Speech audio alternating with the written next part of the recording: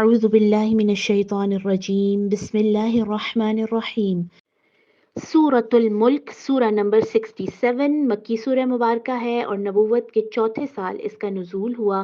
یہ سورت اپنی تلاوت کے اعتبار سے بڑی اہمیت اور فضیلت کی حامل سمجھی جاتی ہے، اور اس کی اہمیت کا اندازہ اس حدیث سے ہو سکتا ہے، اس روایت سے ہو سکتا ہے کہ رسول اللہ صلی اللہ علیہ وسلم کے رات کو سونے سے قبل کے جو معمولات تھے ان میں یہ سورہ مبارکہ ضرور شامل ہوتی تھی۔ اسی طرح اس کے حوالے سے بہت ساری احادیث اور روایات سامنے آتی ہیں جن سے پتہ چلتا ہے کہ یہ سورت اپنے پڑھنے والے کو عذاب قبر سے بچائے گی، اس کے لیے قیامت کے دن شفاعت کرے گی۔ ایک حدیث میں آتا ہے کہ اپنے پڑھنے والے کے لیے تب تک جھگڑا کرے گی قیامت کے دن جب تک کہ اس کی بخشش نہ کروا لے، اس لیے اس سورت کو ضرور اپنی تلاوت میں رکھنا چاہیے۔ ملک کے معنی ہے بادشاہت اور حکومت۔ اس سورت کے آغاز میں تبارک الذی بیدہ الملک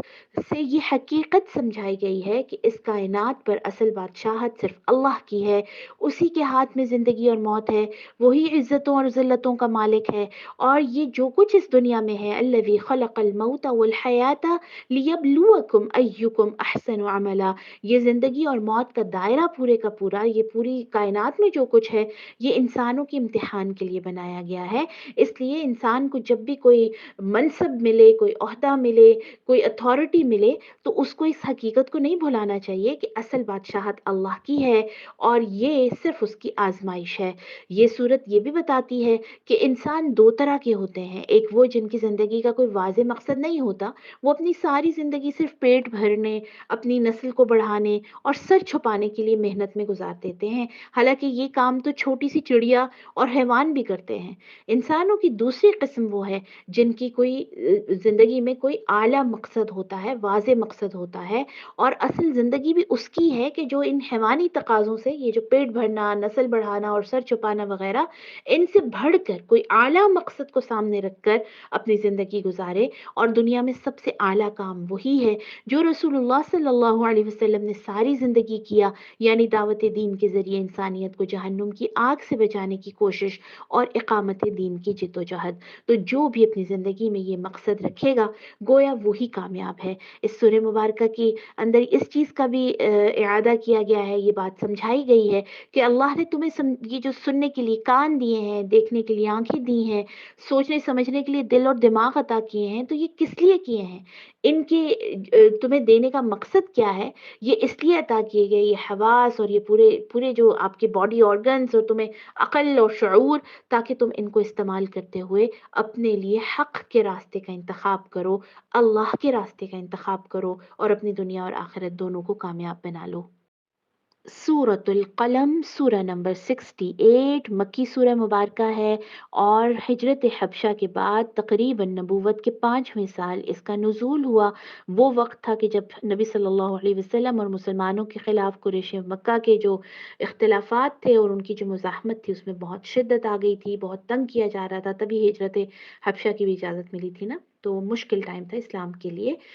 قلم جو ہے یہ بہت اہمیت کی حامل چیز ہے، اور اس کی اہمیت کا اندازہ اس بات سے لگایا جا سکتا ہے کہ سورت کے آغاز میں اللہ نے قلم کی قسم اٹھائی ہے، کیونکہ قلم یا ہماری تحریریں یا ہمارے ذریعے سے جو بھی چیز لوگوں تک پہنچتی ہے، یا تو آپ دیکھیے اگر اس کا صحیح استعمال ہو رہا ہو تو اس سے ہدایت کی طرف لوگوں کو لے کے جایا جا سکتا ہے، ادروائز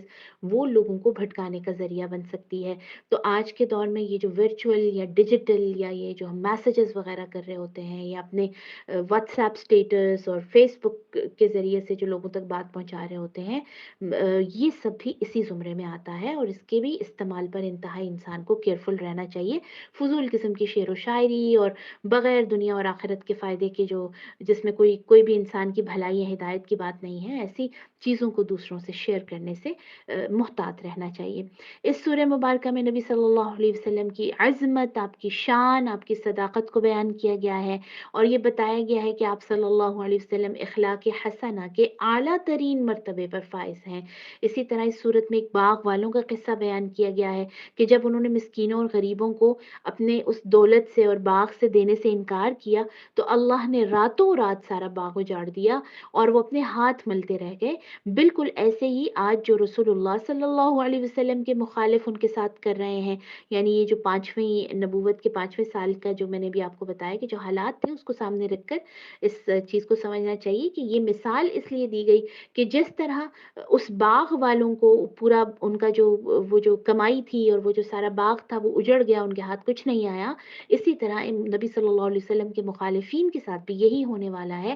اور تمام زمانوں میں قیامت تک جو بھی لوگ آئیں گے، جو بھی اسلام کا مخالف ہے، جو بھی اللہ کے اس دین حق کا مخالف ہے، اس کا اسی طرح کا انجام ہوگا کہ اس کا سارا باغ اجڑ جائے گا۔ باغ سے مراد اس کی لگائی ہوئی کھیتی، اس کے محنت کیے ہوئے تمام کام، اگر عقیدہ درست نہیں ہے، اگر اللہ کے ساتھ تعلق نہیں ہے، اگر رسول اللہ صلی اللہ علیہ وسلم کی سنتوں پر عمل نہیں ہے، تو یہ اسی طرح ہر چیز جو ہے وہ اجڑ جائے گی اور اس کا کسی طرح کا کوئی فائدہ انسان کو نہیں ہوگا۔ اسی طرح اس سورہ مبارکہ میں یہ بھی ذکر کیا گیا کہ جو لوگ دنیا میں سجدوں سے بھاگتے ہیں یعنی نماز سے، قیامت والے دن جب اللہ سارے انسانوں کو سجدے کا حکم دے گا تو اس وقت ان کا جسم، یعنی جنہوں نے دنیا میں نماز کی طرف جن کا دھیان نہیں ہوگا نا، جو بھاگ رہے ہوتے ہیں نماز سے کہ مطلب آگے پیچھے کر ہی رہے ہیں ٹائم جیسے بھی، تو ان کا جسم اس وقت تختہ بن جائے گا، نعوذ باللہ، اور وہ سجدہ نہیں کر سکیں گے اور اس طرح ان کی سب کے سامنے رسوائی ہوگی، نعوذ باللہ من عذابہ وغضبہ وقہرہ۔ اللہ ہمیں اپنے عذاب سے بچائے اور ہمیں کثرت سے سجدے کرنے والوں میں بنائے، آمین۔ سورہ الحاقہ، سورہ نمبر 69، مکی سورہ مبارکہ ہے اور نبوت کے چوتھے اور پانچویں سال اس سورہ مبارکہ کا نزول ہوا۔ حاقہ قیامت کے ناموں میں سے ایک نام ہے، اور چونکہ اس سورہ مبارکہ میں قیامت سے پہلے کے حالات اور قیامت کے بعد کے کچھ مناظر بیان کیے گئے ہیں، اور حاقہ کے نام سے قیامت کو جو ہے وہ ذکر کیا گیا ہے، اسی مناسبت سے اس کا نام جو ہے حاقہ ہے۔ اس ضمن میں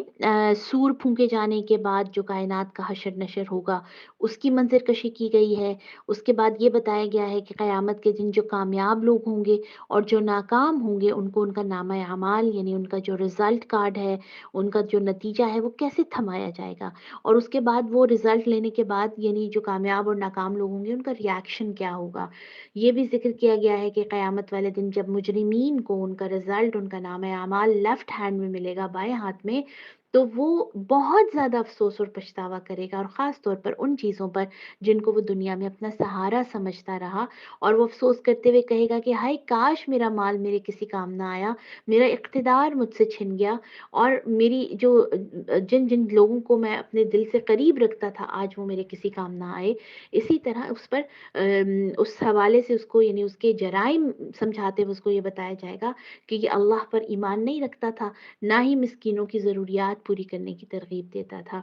اسی طرح اس سورہ مبارکہ میں سابقہ اقوام کا ذکر ہے کہ جنہوں نے بھی رسولوں کی نافرمانی کی دنیا اور آخرت میں ناکام ہوئے۔ آج بھی قیامت تک جو بھی اللہ اور اس کے رسول کے بتائے ہوئے رستے کی نافرمانی کرے گا، اس کے خلاف چلے گا، سنتوں کے خلاف جائے گا، اسلام کے خلاف جائے گا، وہ دنیا اور آخرت دونوں میں اسی ناکامی کو سمیٹے گا۔ اسی طرح یہ بھی بتایا گیا کہ یہ قرآن نہ تو کسی شاعر کا قول ہے، نہ ہی کسی کاہن کا قول ہے، بلکہ اللہ کی طرف سے اتارا گیا کلام ہے۔ اسی لیے اس قرآن میں اپنی مرضی سے کمی بیشی کرنا یا من گھڑت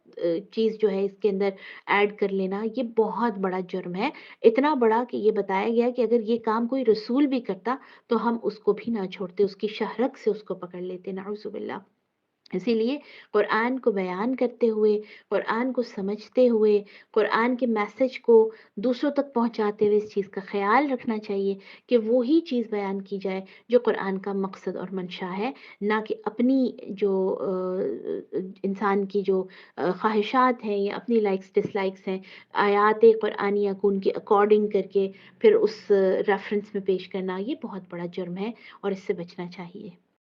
سورۃ المعارج، سورہ نمبر 70، مکی سورہ مبارکہ ہے اور نبوت کے تقریباً پانچویں سال اس کا نزول ہوا۔ معارج کا موضوع بھی قیامت اور عذاب آخرت ہے۔ کفار مکہ نبی صلی اللہ علیہ وسلم سے بار بار یہ سوال کرتے تھے کہ قیامت کب آئے گی، اور جو آپ بتاتے ہیں جس سے ڈراتے ہیں اس کو لے آئیے۔ تو اس سورہ مبارکہ میں بتایا گیا ہے کہ وہ اپنے وقت پر آئے گی۔ نبی کو اس چیز کا علم نہیں دیا گیا کہ قیامت نے کب آنا ہے یا عذاب نے کب آنا ہے۔ تم دراصل اس لیے جلدی مچاتے ہو کہ تم وقت کو اپنے پیمانوں سے ناپتے ہو، جبکہ اللہ کے ہاں وقت کے پیمانے کچھ اور ہیں، وہاں کا ایک دن ہمارے 1000 سال کے برابر ہوتا ہے۔ اسی طرح اس چیز کا تذکرہ ہے کہ یہ جو قیامت ہے یہ اتنی ہولناک ہے کہ جب یہ آئے گی تو یہ لالچی انسان جس بیوی بچوں کے لیے دنیا میں اللہ کی نافرمانی کرتا رہا ہے، انہی بیوی بچوں اور اپنے رشتوں کے بدلے اپنے آپ کو عذاب سے اور